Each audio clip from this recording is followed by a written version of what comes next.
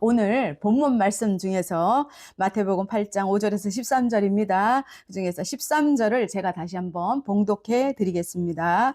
예수께서 백부장에게 이르시되 가라 내 믿은 대로 될지어다 하시니 그 즉시 하인이 나으니라. 아멘. 저는 오늘 내 믿음대로 될지어다 라는 제목으로 여러분과 함께 은혜를 나누고자 합니다.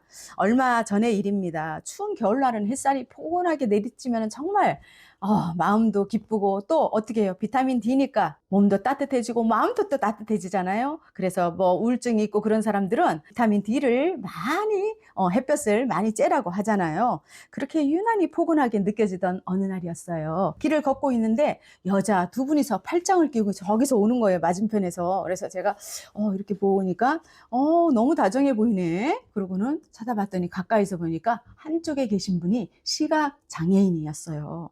그래서 그렇구나 이렇게 하고 이제 지나갔어요. 그랬더니 그 옆에 분이 말씀을 하시는 거예요. 여기가 어디예요? 옆에 있는 분이 그 질문에 답을 하는 것입니다.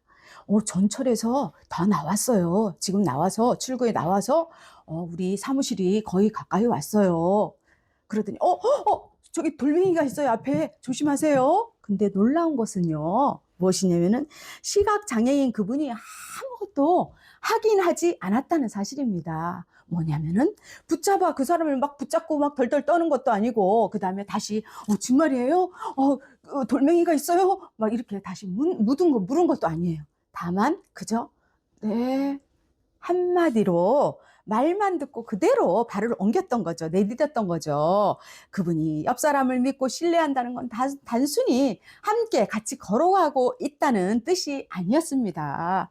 100% 신뢰하고 있었다는 뜻이죠. 그래서 손으로 만져보지도 않고 또 말만 들어서 움직일 수 있었던 것도 어떻게 해요? 맞죠? 그대로 100% 신뢰했기 때문에 그 순간 저는 이런 생각을 했습니다. 만약 이분이 옆 사람을 조금이라도 의심했다면 이 걸음이 가능할까? 신뢰가 90%였다면 아마 한 걸음은 또 멈추지 않았을까? 뭐 이런 생각도 들더라고요. 그러나 신뢰가 100%였기 때문에 몇 프로요? 예, 100%였기 때문에 말 한마디면은 충분했던 것입니다. 그 순간 저는 제 인생에 나침판이 되어 주시고 또 제가 보이지 않을 때도 또 앞이 캄캄할 때도 있잖아요. 우리가 살다 보면 앞이 막막할 때도 있습니다. 그 걸어갈 방향을 말씀으로 알려주시는 분, 방향을 제시해 주시는 분이 누구셔요? 우리 예수님을 떠오르게 되었습니다. 여러분, 지금 여러분은 예수님을 얼마나 신뢰하며 따라가고 계십니까? 오늘 본문 말씀 예수님이 들어가신 그 도시는 가버나움이라는 곳입니다. 가버나움은 단순한 시골 마을이 아닙니다. 갈릴리 북서쪽에 위치한 행정과 군사의 요충지입니다. 세관이 있었고요. 또 로마 군도의 병력이 주둔해 있는 도시였습니다. 그러니 로마의 권력과 유대인의 신앙이 날카롭게 어떻게 해요? 맞부딪히던 곳이었죠. 그것이 바로 가버나움이었습니다. 동시에 이곳은 예수님의 사역의 중심지였습니다. 어떻게 했으면 거기에는 회당이 있었습니다. 보통 유대인의 회당은 남자 10명이 모이면 회당을 짓게 되잖아요. 베드로의 장모가 열병이 나서 예수님이 고쳐주셨고요.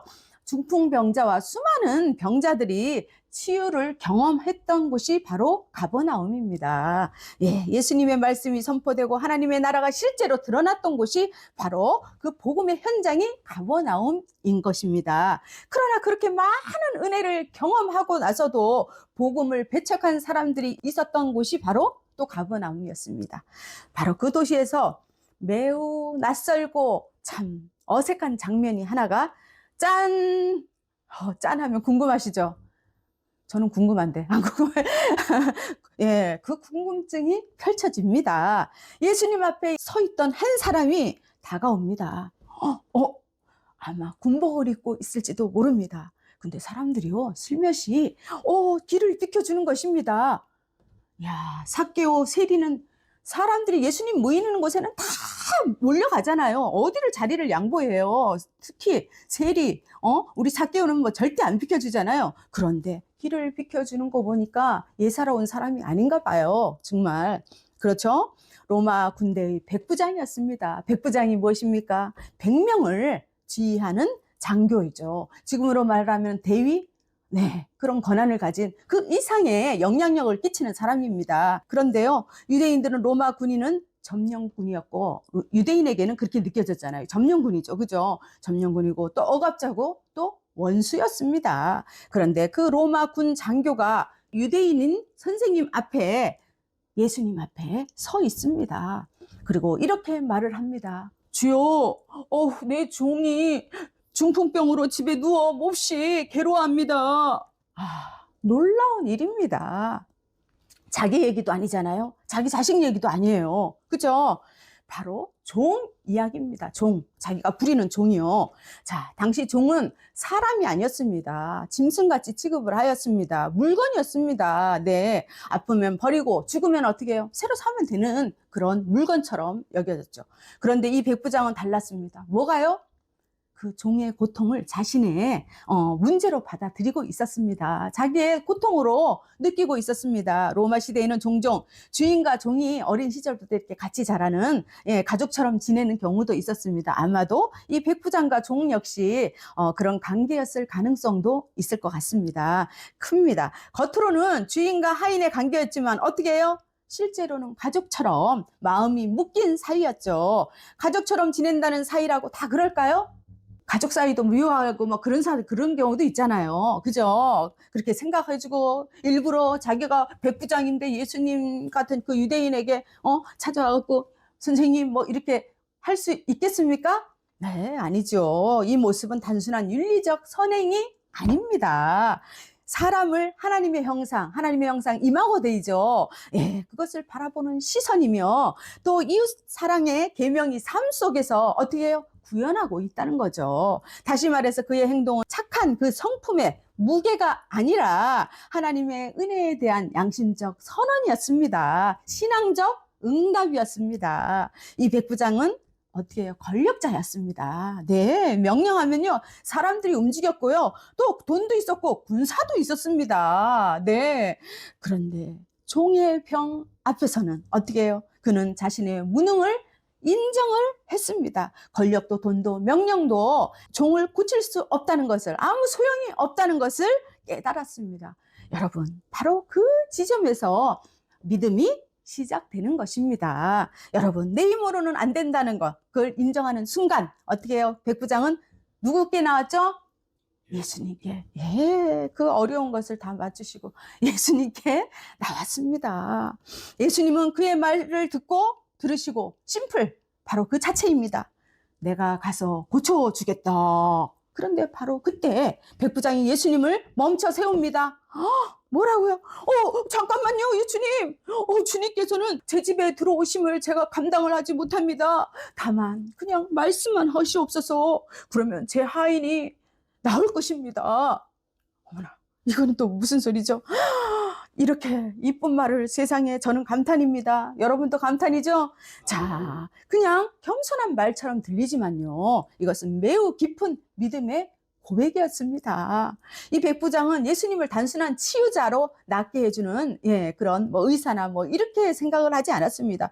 백부장은 예수님이 현장에 계셔야만 능력이 일어나는 분이 아니라 말씀 자체로 그 모든 상황을 다스리는 분임을 알고 믿었습니다. 할렐루야. 사람들은 예수님과 가까이 서 있기를 원했습니다. 어떻게든지 예수님 앞에 나가서 내 여기 상처난 것을 보여주고 고쳐달라고 하고 싶었습니다. 그렇게 원했지만 백부장은요, 예수님의 권세가 거리와 시공간을 초월하고 있다는 것을 믿은 것입니다. 그는 예수님이 하시는 말씀 자체에 권세가 있음을 믿었습니다. 그래서 자신의 직업을 예로 듭니다. 저도 명령 아래에 있는 사람입니다. 예수님, 가라 하면 가고요, 또 오라 하면 옵니다. 주님. 군대에서는요, 말이 곧 명령입니다. 네, 명령은 공간을 초월합니다. 백부장은 그것을 알고 있었습니다. 예수님 말씀 역시 공간과 상황을 넘어서요, 실제로 현실을 변화시키는 능력이라는 사실을 믿은 것입니다. 이것이 바로 말씀의 수행성이라 그러죠. 말씀이 전해지는 순간 이루어지는 능력에 대한 신뢰인 것입니다. 성경에서 이 장면에서 아주 특별한 표현을 사용하고 있습니다. 뭐라고 하냐고요? 예수께서 들으시고 놀랍게 여겨 점점 와 그렇게 여기셨습니다. 여러분 예수님이 놀라셨습니다. 여러분은 예수님을 놀랍게 하실 수 있습니까? 자, 율법을 줄줄 외우는 사람도 아니었습니다. 그리고 어떻게 해요? 성전 중심에 서 있는 바리새인이나 서기관도 아니었습니다. 그런 유대인도 아니었습니다. 로마 군대의 이방인에게서 이 믿음을 보셨기 때문입니다. 유대인이 아닌 사람은 다 이방인이라고 합니다. 유대인은 자기만 택했다고 이스라엘 백성들은 유대인을 특별한 어떻게 해요? 민족애를 가지고 있죠. 예. 그리고 예수님은 이렇게 선언합니다. 이스라엘 중 아무에게도 이만한 믿음을 보지 못하였다. 이 말씀은 무엇입니까? 혈통으로나 종교적 특권이 바로 구원의 기준이 아님을 밝히는 매우 중요한 종교적, 신학적 선언인 것입니다. 중요한 신학적 선언이죠. 예수님은 더 나아가서 본문에서 종말의 나라, 하나님의 나라를 보여줍니다. 말씀하십니다. 동서로부터 많은 사람이 와서 아브람과 이삭과 야곱과 함께 천국의 잔치에 참여하리라. 네, 하나님 나라는요, 특정 집단의 소유가 아닙니다. 믿음으로 응답하는 모든 사람에게 열려있는 뭐예요? 하나님의 나라임을 선포하신 것입니다. 반대로 형식적인 신앙과 종교적 안주에 대해서는 분명한 경고를 하고 있는 것입니다.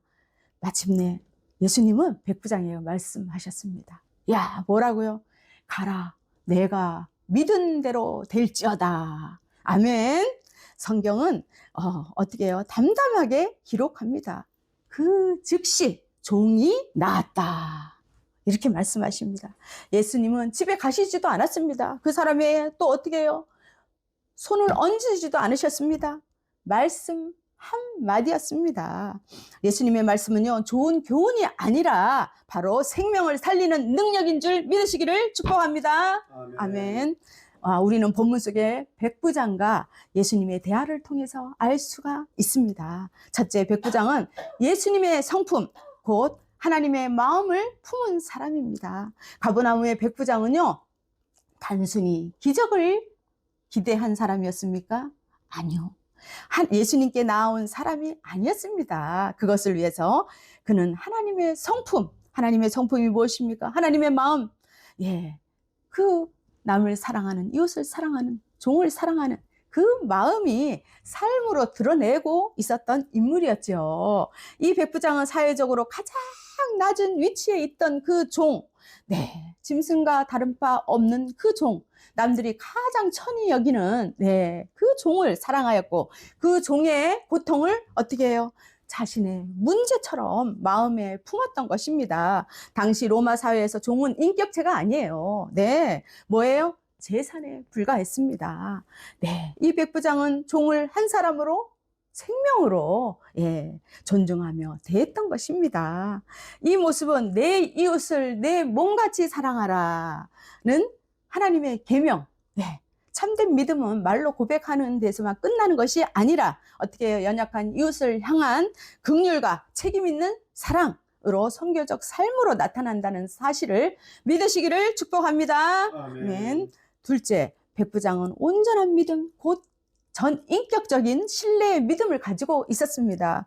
백부장의 믿음은요, 부분적이거나 이렇게 조금 조건적인 뭐를 해주면 뭐를 해주세요, 이런 조건적인 것이 아니었습니다.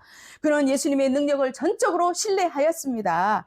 말씀만 하십시오 라는 그의 고백은 예수님의 말씀의 절대적인 권위와 실제적인 능력이 바로 하나님 말씀에, 예수님의 말씀에 있다는 것을 인정하는 신앙의 고백이었던 것입니다. 여러분, 이에 대해 예수께서는요, 이스라엘 중 아무에게도 이만한 믿음을 보지 못하였다라고 하지 않습니까? 칭찬해 주잖아요. 예수님께 그 칭찬을 받으면 얼마나 행복하겠습니까? 저는 예수님께 칭찬받으면 너무 좋을 것 같아요. 그렇죠? 네, 모두가 그렇게 느낄 줄 믿습니다. 셋째, 오직 믿음만이 하나님 나라에 들어가는 유일한 기름을 드러냅니다. 백부장의 이야기를 통해서 예수님께서는요, 하나님 나라의 본질을 분명히 드러내십니다. 하나님 나라에 들어가는 기준이 뭐라고요? 혈통이나 종교적 배경입니까? 도덕적 우월성입니까? 아니죠. 무엇입니까? 네, 오직 믿음에 있습니다. 예수님께서 동서로부터 많은 사람이 이르러 아브람과 이삭과 야곱과 함께 천국 잔치에 참여하리라. 그러나 나라의 본 자손들은 바깥 어두운 데서 쫓겨나 거기서 이를 갈며 어떻게 해요? 울며 이를 갈게 되리라 라고 말씀하십니다. 이 말씀하신 것은 매우 급진적인 선언입니다. 백부장은 유대인이 아닌 이방이었지만 어떻게 했어요? 믿음으로 하나님의 나라에 참여한 대표적인 인물인 것입니다. 본문은 오늘의 교회와 성도들에게 신앙의 본질을 다시 묻게 합니다. 우리는 신앙의 그 자리에 안주하고 있는지, 그냥 머무르고 있는지, 매일매일 그냥 교회를 왔다 갔다 그냥 믿습니까? 하면은 믿습니다.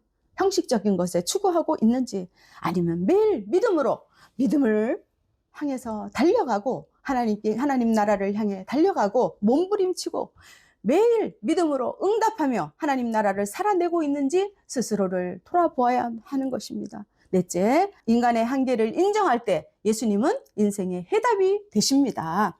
인간은 뭐예요? 위기의 순간에서 자신의 무능과 한계를 깨닫게 되죠. 그때 비로소 창조주 하나님을 찾게 됩니다. 본문은 인생의 해답이 인간의 지혜나 방법이나 어떠한 그런 수단과 방법 있지 않음을 분명히 말해주고 있습니다. 물론 우리는 병이 들면 병원을 가야 합니다. 당연히 병원을 또 찾아가야죠. 문제를 해결하기 위해서 또 최선을 다해야 합니다. 그러나 성도는 이 모든 과정에서 가장 우선시해야 될 것이 무엇입니까? 하나님께 나아가야 합니다. 하나님, 저는 지금 이 상황이 이렇습니다. 하나님께 고백해야 됩니다. 하나님께 어떻게 해요? 그대로를 하나님께 아뢰어야 하는 것입니다. 주님은 시공간의 제약을 받지 않는 분이시잖아요. 우리가 예상하지 못한 방법으로 하나님의 하나님의 때 길을 여시는 분이십니다. 백부장의 믿음은 오늘 우리로 하여금 모든 문제의 중심을 하나님께 두고 하나님의 방법으로 신뢰를 촉구하고 있는 것입니다. 여러분, 다섯째, 마지막으로 예수님은 불가능을 가능으로 바꾸시는 구원의 하나님이십니다. 본문의 결론은 분명합니다. 결론이 무엇일까요? 예수님께서 단 한마디로 종을 고치셨습니다. 병을 낫게 해주셨습니다. 이는 예수님께서 단순한 치유자가 아니라 불가능을 가능으로 하나님은 못하심이 없으십니다. 여러분, 가능으로 바꾸시는 구원의 주이심을 믿으시기를 축복합니다. 아멘. 그 구원의 능력은 바로 십자가에서 완전히 계시되었습니다. 예수 그리스도는 그 자체로 복음이십니다. 로마서 1장 16절을 보면요, 복음은 모든 믿는 자에게 구원을 주시는 하나님의 능력이다 라고 말씀하고 있습니다. 우리의 구원은 값싼 은혜가 아닙니다. 제 형벌을 대신하여 담당하신 십자가의 대속으로 이루어진 값비싼 은혜인 것입니다. 이 예수님은 과거 백부장의 시대에만 계셨던 분일까요? 아니지요. 지금도 살아 계셔서 역사하시는 분이심을 믿으시기를 축복합니다. 아멘. 그러므로 본문은 우리에게 분명한 결단을 요청하고 있습니다. 인생의 고통과 문제, 또 말할 수 없는 눈물과 아픔, 속앓이, 남들은 다 좋아 보인다고 하는데 내 속에 말 못할 속앓이를 다 갖고 있지 않습니까? 그것을 주님 앞에 내려놓고 주님 말씀만 하시옵소서, 주님 말씀만 하시옵소서 라고 고백하며 나아가시는 저와 여러분이 되기를 축원합니다. 아멘. 그때 우리는 백부장과 동일한 은혜와 동일한 회복을 경험하게 될 줄 믿으시기를 축복합니다. 오직 예수님밖에 없습니다. 기도하시겠습니다. 하나님 아버지, 보이지 않아도 주님의 말씀을 신뢰하며 한 걸음 내딛는 믿음을 우리에게 주시옵소서. 하기라려는 믿음이 아니라 말씀 하나면 충분하다고 고백하는 백부장의 그 믿음을 담게 하여 주시옵소서. 우리 인생의 길을 인도하시는 예수 그리스도를 전심으로 신뢰하며 따르게 하옵소서. 예수 그리스도의 이름으로 기도합니다. 아멘.